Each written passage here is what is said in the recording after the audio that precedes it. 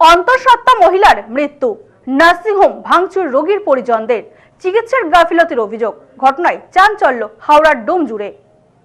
চিকিৎসার গাফিলতিতে অন্তঃসত্ত্বা রোগীর মৃত্যুর অভিযোগে নার্সিংহোম ভাঙচুর, ঘটনায় চাঞ্চল্য এলাকায়।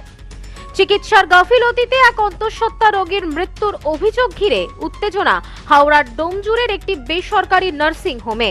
জানা গেছে, মৃতার নাম মৌসুমী নস্কর, বয়স 32 বছর। তিনি অন্তঃসত্ত্বা ছিলেন। পরিবার সূত্রে খবর, রবিবার সকালে কাটলিয়ার ওই বেসরকারি নার্সিং হোমে তাকে নিয়ে আসা হয়। অভিযোগ, চিকিৎসকেরা ওষুধ দিলে মৌসুমী গুরুতর অসুস্থ হয়ে পড়ে। এরপর নার্সিংহোম কর্তৃপক্ষ পরিবারের লোকদের বাইরে থেকে রক্ত আনতে পাঠান। পরিজনেরা ফিরে জানতে পারেন মৌসুমীর মৃত্যু হয়েছে। মৃত্যুর সংবাদ পাওয়ার পরেই পরিবারের সদস্যরা ক্ষোভে ফেটে পড়েন। নার্সিংহোমের মধ্যে টেবিল, চেয়ার এবং অন্যান্য আসবাবপত্র উল্টে দেওয়ার পাশাপাশি তারা ভাঙচুর চালান বলে অভিযোগ। ঘটনার খবর পেয়ে ডোমজুর থানার পুলিশ এবং র্যাফ গিয়ে পরিস্থিতি নিয়ন্ত্রণে আনে। মৃতার পরিবারের অভিযোগ, চিকিৎসায় গাফিলতির কারণেই তাদের মেয়ের মৃত্যু হয়েছে। যদিও হাসপাতাল কর্তৃপক্ষ গাফিলতির কথা মানতে চাননি।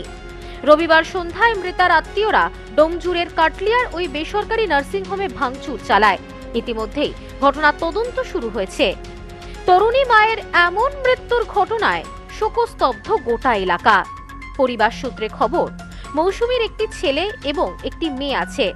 তাদের কি হবে এই ভেবেই চিন্তিত পরিবার। তরুণী মায়ের মৃত্যুতে পরিবারে নেমে এসেছে শোকের ছায়া। এই বিষয়ে মৃতার ভাই বলেন, আমার দিদি অন্তঃসত্ত্বা ছিল। কোনো কারণবশত বাচ্চাটি গর্ভস্থ অবস্থাতেই মারা যায়। নার্সিংহোমে ভর্তি করা হয়েছিল যাতে সিজার করে বাচ্চাটিকে বের করে দেওয়া হয়, কিন্তু নার্সিংহোম কর্তৃপক্ষ সেটি করেননি।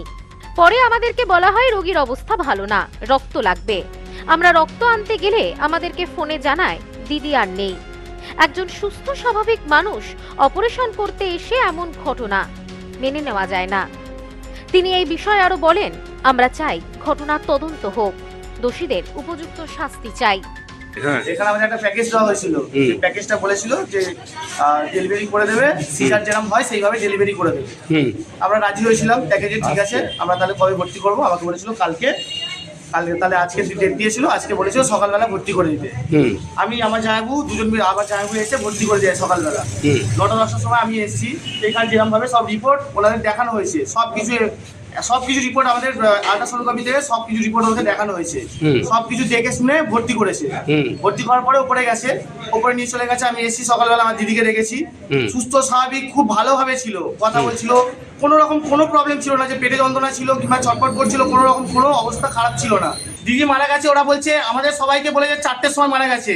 অফিসাররা এসছে বলছে 5টার সময় মারা গেছে, 5টা 20-তে। আমার জামাইকে ব্লাড আনতে দিয়েছে 5টার সময়। একটা ঠিকঠাক জানেই না যে কখন পেশেন্ট মারা গেছে। দিদির নাম কি? আমার দিদির নাম মৌসুমী নস্কর। ডাক্তারবাবু যে ডাক্তারের আন্ডারে ছিল সেই ডাক্তারবাবু জানেই না যে পেশেন্টের কি অবস্থা। ফোন করে আমরা যখন বলেছি ডাক্তারবাবুকে ফোন করে জানাও, তখন ডাক্তারবাবুকে ফোন করে জানাচ্ছে ওই যে পেশেন্টটা, একটা পেশেন্ট না যেটা হয়েছিল কথা, ওটা ডেড ওভার হয়ে গেছে না, মানে ডাক্তারও জানে না পেশেন্টটা মারা গেছে।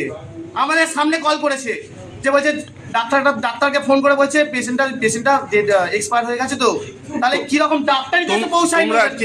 তোমরা কি চাও? আমরা চাই এখানে সবাই আছে। Sampriti guest house, hotel and restaurant. সমস্ত আধুনিক সুবিধাযুক্ত AC double bedroom, standard double bedroom, twin bedroom, deluxe double bedroom. আমাদের হোটেলেই রয়েছে বাঙালির খাবার সহ মাল্টি কুইজিন রেস্টুরেন্ট। শহরের মধ্যে অথচ সম্পূর্ণ নিরাপদ পরিবেশে থাকা খাওয়ার একমাত্র ঠিকানা Sampriti guest house, hotel and restaurant, Chakdah road, টবাজার, বনগাঁ। ফোন 03215257603।